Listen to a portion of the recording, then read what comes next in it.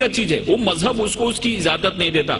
नामो नसब जमीन के नस्लों में बट गए, आदम के बेटे कितने कबीलों में बट गए, आए हैं जब से पेश इमामत के मसल्ले, सिजदे हमारे कितने मरलों में बट गए।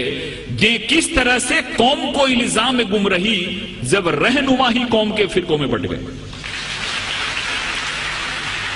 अगर रहनुमा ही फिरकों में बट गए और उन्होंने उस चीज को नहीं समझा, उसको मकसद को नहीं समझा, तो हम उस महान और उस ग्रेट रिलीजन को क्यों दोष दें जिन्होंने पूरी दुनिया में अमन को लाया। ये समझने की चीज है, क्योंकि बहुत सारी चीजें मुझको भी मालूम नहीं थी।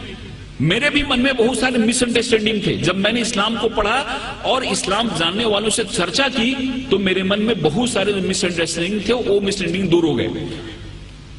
एक जगह ऐसी आयत आई है जहां पे कहा गया है कि इस दुनिया की कोई भी ऐसी जगह नहीं है जहां पे हमने अपने नबी और रसूल न भेजे। 1,24,000 हमने अपने नबी रसूल दुनिया में भेजे, जिसमें से 25 का नाम कुरान में आया है।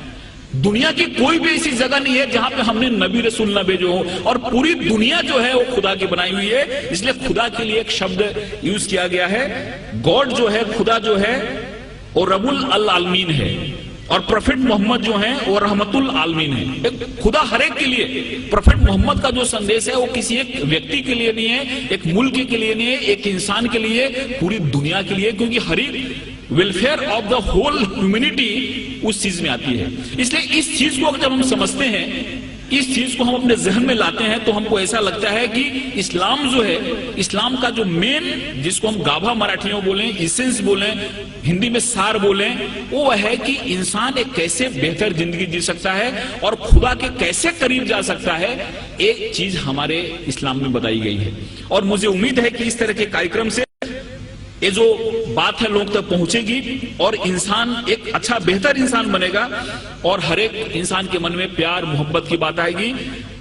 कुरान में जिहाद जो शब्द है, लफ्ज है, केवल 41 टाइम आया है, लेकिन और जो चीजें हैं, कंपैशन की बात है, रहमत की बात है। आप कहीं भी देखो कुरान की शुरुआत होती है रहमत से, रहीम से शुरुआत होती है, और वो जो शब्द है रहमत शब्द, वो 325 बार आया हुआ है।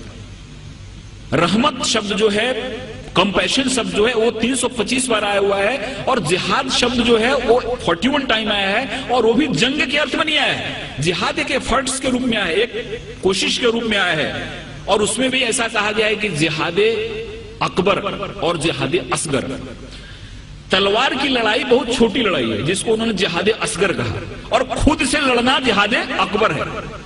सबसे बड़ी लड़ाई है खुद से लड़ना। हमारे अंदर जो विकार है, हमारे अंदर जो दोष हैं, हमारे अंदर जो खामियां हैं, इन खामियों से लड़ना सबसे बड़ी लड़ाई, जिसको जिहाद अकबर कहा। और तलवार की लड़ाई छोटी लड़ाई है, उस लड़ाई को बहुत ज्यादा तरजीह नहीं दी, वो जिहाद असगर है। इसलिए बहुत ऐसी चीजें हमारे सामने आती हैं जिस चीजों से ऐसा लगता है कि इस्लाम ने दुनिया को क्या दिया, लेकिन कुछ लोगों ने जानबूझ के इसको फैलाया, कुछ लोगों ने समझा इसको नहीं, कुछ लोगों ने समझाया नहीं। और मुझे उम्मीद है कि जिस हिसाब से इस्लामिक रिसर्च सेंटर ने इस्लाम को बड़े ही साइंटिफिक ढंग से सामने लाया है, उनकी किताबें भी जो निकली हैं, वो किताबें जब कोई आदमी पढ़ता है तो उसके मन में एक सही पिक्चर आता है। कहीं भी किसी के बारे में नफरत नहीं, कहीं भी किसी के बारे में मन में विद्वेष या दुश्मनी पैदा नहीं होती। इसलिए मैं खुदा से दुआ करता हूं कि उनका ये जो मकसद है वो कामयाब हो।